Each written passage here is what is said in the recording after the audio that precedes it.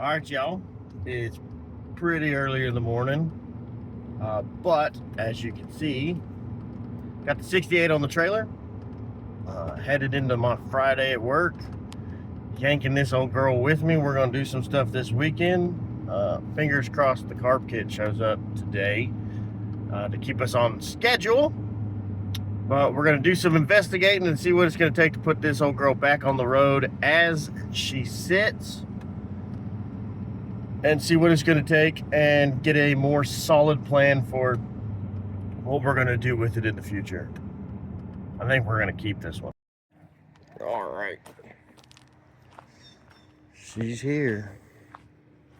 Look at this parking job, first of all. Pro. It is not touching. Pro, son. Anyway. Get this thing unloaded after work. I know we've got a fuel leak back here. I have a optimistic theory about that. We're going to rebuild the carburetor this week and look at the cooling system, because we were told she overheats, but I've ran this car a few times and it hasn't overheated. So with any luck, we might be able to put a plate on this thing soon and start very slowly driving it to work every now and then. And start working out kinks while we come up with a plan for it. I do have to let everybody in on one goof up.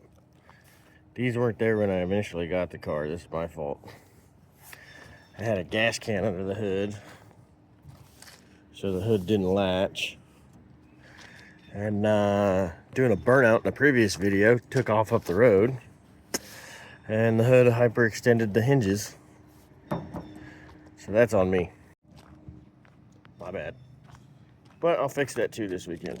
So yeah, that's the plan. Let's get after it. All right, so we've got it in the air. Leaks to be expected, but we found a hole in the tank, and so we're trying to use steel stick. We'll see how that does. Tank is honestly beat to crap. But temporary fix will be this. We found a new tank, but they have to make them when you order them, so they'll be weeks away, and we want to goof off. So we're gonna set this tonight, and we'll come back in the morning and see how it does. So we're fixing to go to the track for the evening's festivities.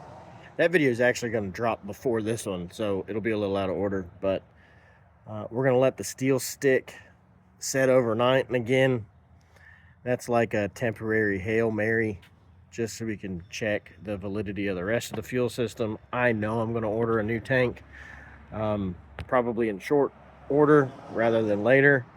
I already know who makes them and supplies them, so that's a given. But this is I've got to stress it, this is just a get it going for now type deal. And yeah, we'll come back to that in the morning, and we're going to rebuild the carb kit is here. Then we're going to attempt to put some fuel in that thing, see how it does. I'm going to throw valve cover gaskets. If I can find a transpan gasket locally, maybe a rear diff yoke seal, we might try to knock those out tomorrow too. So I'll get a late start tomorrow, but we will be back here this weekend working on the 68 and get it closer to roadworthy, at least get most of the underneath stuff done.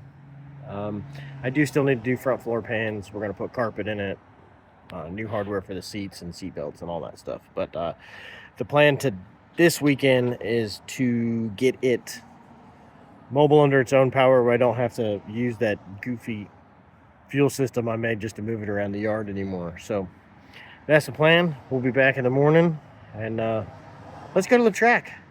If you haven't watched that video will be the one that drops actually before this one. So see y'all soon.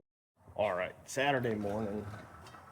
We are back in the shop, but we did some digging this morning on the way and found full gasket set for that engine.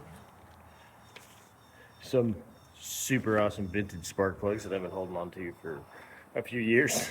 And I even found a Hail Mary just in case carburetor I had sitting on the shelf. But we're gonna try to rebuild this one. Car runs good. It's just got a couple leaks that I needed to get gaskets for. So we're gonna take the opportunity and rebuild the carburetor. It's a cheap alternative to buying a new one. Carburetors are getting to be, even for a 2-barrel, you know, $300, $400, depending on what you got. This one's an Autolite 2100, so they're not crazy expensive, but you can still spend a couple $100 for a quality piece. There are some Chinese-built castings that are much cheaper. The quality's not there. We are talking carburetors, so we're not talking the most technologically advanced stuff in the world. So when it's poor quality, things go downhill fast. So we're going to do a couple things before we get started. One of which is last night, excuse the coffee, we threw some epoxy on a hole in the tank. Got some fresh gas here. We're gonna throw it in, start letting it sit, and see if we got that leak fixed. Then we are going to yank the 2100 off and start breaking it down over there, and see what we're up against. Right away I can tell you the hot air choke is broken off the manifolds. We'll probably have to come up with a way around that, but if you look, this carburetor has an electric choke spring on it, so maybe we can do something there. Worst case scenario, I live far enough south that we will pin that joker open and not run a choke. It's not the end of the world. Like I said, car runs really good as it sits. Carb just has some leaks that I need gaskets for, and gaskets are cheap. The carb kit I got was $22 or something like that, and it covers more than just the 2100, so I overbought. You could probably get a 2100 carb kit for 15 bucks. Now if you're talking Holley double pumper or the Edelbrock, the ABS, or like an old Carter or a Quadrajet, you're gonna spend around 50 bucks. But price those carburetors rebuilt already, you're talking 500 bucks. So you're dealing in percentages. It's about a 10% investment to get, excuse me, to get the net result you're looking for. So if you're handy with tools, carburetors aren't the end of the world. Let me throw this gas in the hole, start pulling this carb, and we'll get after it.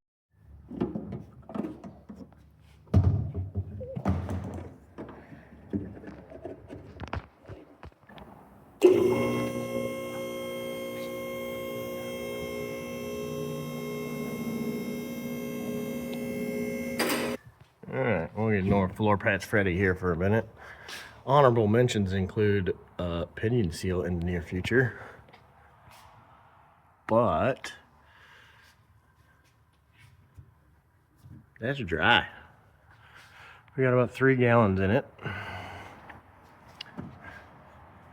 And for about a minute now at least, she's dry. Another thing I'm gonna do while I'm down here, this little siphon tube that's hiding up in here was clogged, and the filler neck hole was full of water. So I'm gonna poke around in there and get that draining again too, since I'm underneath it. Down, down, down. Ford is going down. All right, simple rundown. Get the carburetor off, get your fuel line out of here, get your linkages off. All carburetors have 4 base bolts. You're gonna get it off. Any electrical connections on your newer carbureted stuff, or if you have an electric choke, this one wasn't hooked up. Yeah, I'm gonna get this yanked off. We're gonna pull this top cover first thing over there on the bench, and we're gonna see what we got going on. All right, so we've got the top off. We're gonna do a full rebuild because we've got a bunch of nastiness in here. As you can see, sludge and junk. Float looks okay. But the biggest thing, there's our main leak. So we're just gonna go ahead and break this down, get her cleaned up, and put her back together. Main thing I'll recommend when doing any carb rebuild, write down your adjustments when you start, and then put all your things like your idle air screws, fuel screws, idle speed screws, all that stuff, set it right back where it was when you took the carb off, and you're usually really close to driving down the road right off the rip. So I'm going to start getting after this, cleaning it up, and then we'll holler at you guys soon. This float was stuck a little bit too, so two-part problem. All right, carburetor is broken down, laid out. Do this in a way that you remember. You don't necessarily have to do it the way I do. I group screws with whatever they were holding on. I keep the used parts with the parts that come off, just to keep track of them. So when I go after my new kit, it's just easy to identify everything. Got to get this all cleaned up, get the old gasket off that, make sure everything's flat, specifically this, get the old one-way valve out of there. Here's the condition of our old accelerator pump. Not ideal. Another thing to make sure you have on hand, vacuum cap assortment. As you can see, our base spacer here, it's got this big vacuum port. That was 100% a problem. One thing I didn't get is a big phenolic spacer for this 2-barrel. Might have to run up the road and see if they got one. Other than that, we should have everything here. I'm gonna get it cleaned up and we'll start putting it together. All right, guys, again, this is from 1968. So we're cleaning it up. We're getting things tore out. We're just gonna continue this process, getting the old stuff out. The main thing you wanna do is make sure you can blow air through all these little orifices that fuel's gonna have to go through. I shove my cleaner straw through the orifices, get it all blown out. I'll get all this blown out real nice. These kits that you can get are very complete, even though they're very cheap. You're gonna get new power valves, new accelerator pumps, things you are not gonna get in your kits. You're not gonna get new accelerator pump springs. You're not gonna get new floats. Any of your throttle pull-offs or choke housings or choke elements, things like that, you are not going to get in your kits. So if you're not confident on the internals of your carburetors, make sure you check all this stuff out so you're not hit with any surprises. If you've got a sticky float, especially these neoprene ones, this coating will crack, they'll flood, and they'll just sink. Go ahead and order one before you start. It's just going to solve you or help you avoid potential issues. Anytime you can avoid those issues, you're going to have a better day. So I'm going to get back to cleaning. That's pretty much just the basics of carburetor rebuilding. Rebuilding carburetors is essentially attention to detail, cleaning very well, and your starting point is going to be where it was set when you pulled it.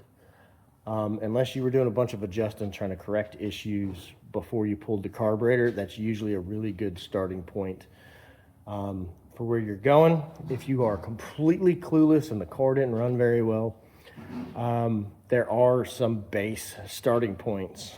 What I normally do is your mixture screws. I'll screw them all the way in, come out 1.5 turns on both sides or all 4 sides. That's a good starting point. And on your throttle speed screw, I'll back it all the way off, and then I'll screw it in until I just see that throttle plate crack. Those are good starting points. Again, there's 1,000 videos on the internet about how to set up a carb. It is going to be completely different for every car. I don't care if you also have a 1968 Ford Custom 500 with a 302 and a Motocross 2100. Your adjustments are going to be different than what I end up with because your engine has seen different things. It's got different mileage. It's worn out different, and it's just in a different place in its life. So take your time. Don't get frustrated. It's going to work out. I'm going to finish this thing up. We're going to get it on the car. Our fuel fix from last night seems to be holding fuel. We're going to try to get fuel up to the carburetor and see if we can get this thing actually running on its own with its own fuel system. We still don't know if the fuel pump's any good. And we're gonna throw some new spark plugs in it to just help our new carburetor freshen up, do good. So if all that works out, you guys will see this thing running here in just a second. Okay, shiny new rebuilt carb on, but you can see I'm still running the auxiliary fuel system I built because I don't know if that fuel pump's any good or if any of these lines are clogged. So I'm just gonna pump a little bit of fuel into the carb, blah, blah, blah, get her primed. So we can get her to do some squirty squirts. And then we'll see if she fires off. She's so happy and she's not leaking. So that's great news. But as you can see, this pump is too much for that carb. So we also had it idling for a while. We're not getting anything out of here. So too much pump. It's unregulated. That whole pump thing is just to get the carb primed. But we have another problem, and that is the fuel pump on the car is not drawn from the tank, or we've got a clogged fuel line. But carb rebuild, somewhat successful. I probably just blew out half the seals that I just put in it. Oh well, that's on me. It's I'm in a rush today, so we're gonna get this thing back on that track. Get it loaded up. I got to pull that one in for some work tomorrow. We're gonna call this done for this weekend. I got some work to do on the fuel system yet. I would say we failed this weekend because we kind of did, but she runs good, so we know that. We did, however, successfully fix the gas tank leak, so it's not all a loss. We'll get it figured out. Tuesday or Wednesday, we're picking up something super cool that I've been telling you guys I've been getting ready to pick up for probably the better part of 2 months. It's finally happening. Pretty excited about that. There's a big event at the track this weekend. SoCo X is back. So we've got SoCo Street, SoCo X, which is the index racing we were running last month. Little hint, what we're picking up this week, we hope to run in that. So give the Italian car a little break because that's not what it's supposed to be used for, at least not by us. So thanks for watching. I failed on this one, but it's mostly my fault. I'm in a rush. I'm just trying to get some stuff done, and I'm not doing what I'm supposed to do. But she runs. And the fuel tank leak is gone. So I'm going to take that as a good win. Let's hit this key one more time, see how she does.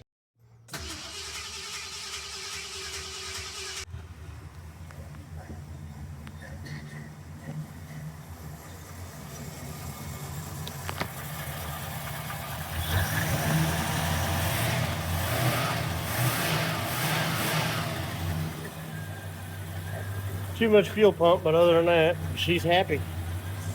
So yeah, she runs good. That unregulated pump is just too much for this baby little needle and seat. It's just forcing it open, so it is what it is. We're gonna load it up on the trailer. We'll see you guys in a couple days.